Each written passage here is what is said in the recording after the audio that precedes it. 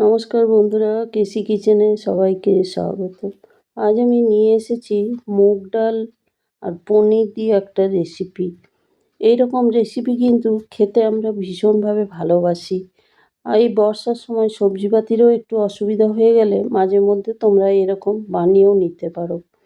চলো দেখে নিই আমি কিভাবে বানাচ্ছি। দেখো, আমি কিছুটা মুগ ডাল ভিজিয়ে রেখে সেটাকে পেস্ট করে রেখে দিলাম ওইদিকে। এবারে আমি পুরটা বানিয়ে নিচ্ছি। দেখো, এর মধ্যে আমি 1 চামচের মতো ঘি দিয়ে দিলাম। ঘিটা আমার একটু জমে গেছে।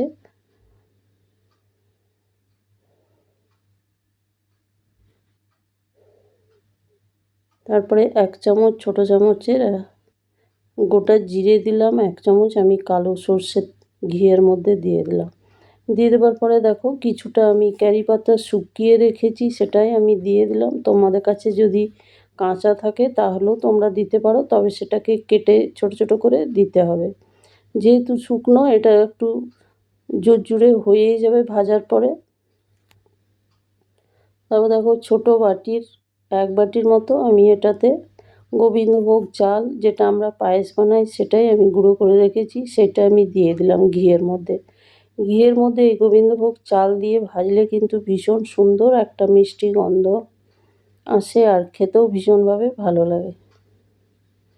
দেখো, এটা আমি খুব ভালো করে ঘিয়ের মধ্যে প্রথমে ভেজে নেব।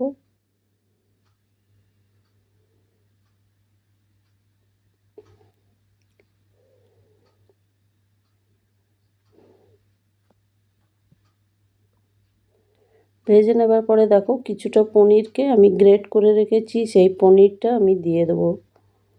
এই ধরনের রেসিপি যদি বানিয়ে নাও তো নিরামিষ দিনেও খেতে ভীষণভাবে ভালো লাগে।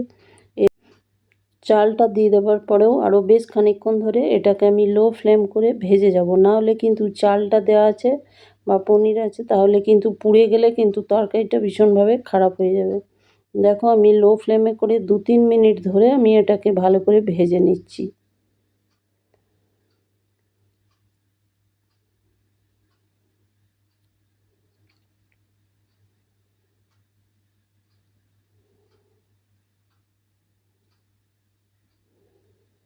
এরপরে এর মধ্যে 2 চামচের মতো আমি জল দিয়ে দিলাম। জল দিয়ে দিলে কি হবে, পুরটা খুব সুন্দরভাবে জমে যাবে। তারপরে দেখো, এবারে আমি এর মধ্যে নুন দিয়ে দিলাম পরিমাণ মতো।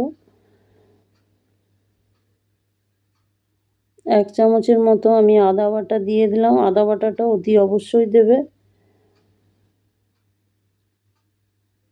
আর নিরামিষ দিনে এ ধরনের তরকারি কিন্তু খেতে ভীষণভাবে ভালো লাগে। দেখো, এটা আমার ভাজা ভাজা হয়ে গেছে। তারপরে আমি প্রায় 10-15টা কাজু, যেহেতু আমার ভাঙা ছিল বলে আমি এটাকে গুঁড়ো করে এর মধ্যে দিয়ে দিলাম। এতে কিন্তু টেস্টটা ভীষণভাবে বেড়ে যায়। তোমাদের হাতের কাছে যদি না থাকে তো না দিলেও চলবে, তবে থাকলে অতি অবশ্যই দিও। আর 2-4টে হলে কিন্তু খুব ছোট ছোট করে কেটে কেটেও এর মধ্যে দিতে পারো। কাজুটা দিয়েও বেশ খানিকক্ষণ ধরে দেখো এটা আমি ভেজে নিলাম। ভেজে নেবার পরে আমি একটা প্লেটের মধ্যে উঠিয়ে ঠান্ডা করে নেব পুরটা। পুরটা আমার রেডি হয়ে গেছে। দেখো, একটু গরম আছে, হালকা হালকা গরম থাকতে থাকতেই কিন্তু এগুলো এরভাবে বানিয়ে নিতে হবে। দেখো, এটা আমি গোল করে নিলাম। প্রথমে গোল করে নিয়ে একটুখানি চ্যাপ্টা করে নিয়ে আমি যেভাবে বানাচ্ছি, দেখো পুরটা সেইভাবে তোমরাও বানিয়ে নিও একদিন। এইভাবে বানালে কিন্তু জিনিসটা বা তরকারিটা খেতে ভীষণভাবে ভালো লাগে। দেখো, আমি আরেকটা বানিয়ে দেখিয়ে দিচ্ছি।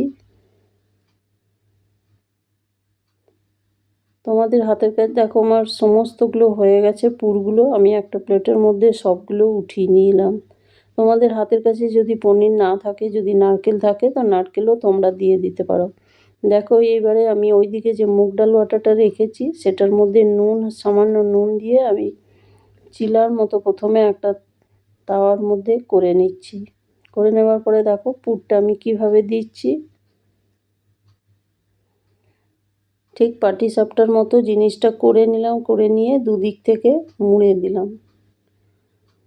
তোমরা যদি মুগ ডাল দিয়ে নাও করো বা হাতের কাছে না থাকে, তাহলে তোমরা মসুর ডাল দিয়েও এটা করে নিতে পারো, তাতেও কিন্তু খেতে ভীষণভাবে ভালো লাগে।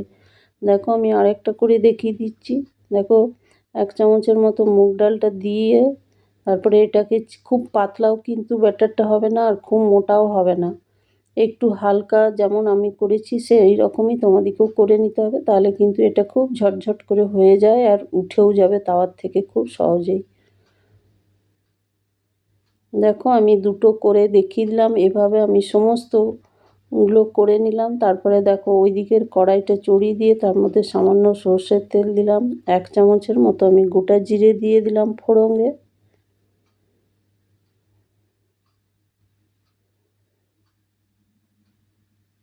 আর দুটো এলাচ, দারচিনি আর 1 চামচের মতো আমি মৌরি দিয়ে দিলাম ফোড়নে। তারপরে দেখো এখানে আদা, লঙ্কা আর একটা টমেটোকে আমি পেস্ট করে রেখেছি সেটা আমি দিয়ে দিলাম। এই তরকারিটা কিন্তু সম্পূর্ণরূপে নিরামিষ আমি বানাচ্ছি, যেহেতু নিরামিষ দিনে বানাচ্ছি সেই জন্য তোমরাও কিন্তু চাইলে এটা নিরামিষ দিনে বানিয়ে নিতে পারো, খেতে অসম্ভব ভালো লাগে। একদিন বানাও, বানিয়ে আমাকে কমেন্ট করে জানিও কেমন লাগলো এই আমার রেসিপিটা। এবারে দেখো ওইটা দিয়ে দেওয়ার পরে পরিমাণ মতো নুন দিয়ে দেবো,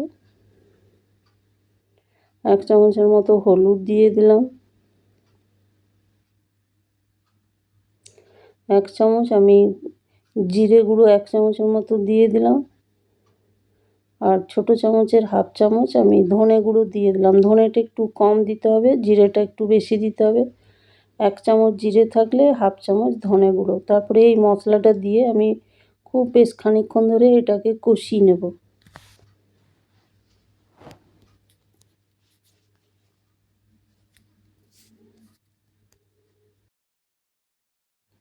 এটাকে লো ফ্লেম করে একটু একটু হালকা হালকা জল দিয়ে দিয়ে মশলাটাকে কষিয়ে নিতে হবে, কেন কি এটা মশলাটা অনেকক্ষণ ধরে একটু কষালে কিন্তু জিনিস খেতে ভীষণভাবে ভালো লাগে, আর মশলা যত কষানো হয় ততই কিন্তু টেস্ট বেড়ে যায়। দেখো এটা 2-3 মিনিট ধরে আমি কষিয়ে নিলাম। কষিয়ে নেবার পরে আমি মিক্সির জারে, যেটাতে আমি মুগ ডালটা বেটেছিলাম, সেই জারটা ধুয়ে আমি কিছুটা জল দিলাম, তবে খুব বেশি জল দেওয়ার প্রয়োজন পড়বে না। দেখো 1-2 মিনিটের মতো ঢাকা দিয়ে আমার ফুটে গেল। ফুটে আমি ঢাকাটা খুললাম, খুলে ওই যে ওগুলো বানিয়ে রেখেছি বড়া বা পিঠে যেটাই বলি না কেন, বা মুগ ডালের পুর ভরা তরকারি, সেটাই আমি দিয়ে দিলাম। দিয়ে দেওয়ার পরে দেখো উল্টে পাল্টে, এটা বেশিক্ষণ ফোটানোর দরকার পড়বে না, যেহেতু এটা মুগ ডাল দিয়ে বানানো। এটা 1 মিনিটের মতো ফুটিয়ে নিলেই কিন্তু জিনিসটা ভীষণভাবে নরম হয়ে যাবে আর খেতেও ভীষণই ভালো লাগে। দেখো আমার এটা 1 মিনিটের মতো ফুটে গেছে। এবার ঠিক নামানোর আগে আমি কিছুটা ধনেপাতা দিয়ে ছড়িয়ে দিলাম। ধনেপাতা ছড়িয়ে দেওয়ার পরে দেখো গ্যাস বন্ধ করে আমি ঢাকা দিয়ে 5-7 মিনিটের জন্য রেখে দিলাম। রেখে দেওয়ার পরে আমি একটা প্লেটের মধ্যে উঠিয়ে সার্ভ করে দিলাম। দেখো কত সুন্দর আর কত লোভনীয় আমার তরকারিটা হয়েছে। আমার রেসিপি যদি তোমাদের ভালো লেগে থাকে তো লাইক, শেয়ার ও কমেন্ট অতি অবশ্যই করে দিও। নতুন বন্ধুদের সাবস্ক্রাইব করার অনুরোধ রইল। তোমরা সকলে ভালো থেকো, সুস্থ থেকো। ফিরে আসছি পরের কোনো রেসিপি নিয়ে। ধন্যবাদ। আমার সঙ্গে থাকার জন্য তোমাদেরকে সকলকে ধন্যবাদ।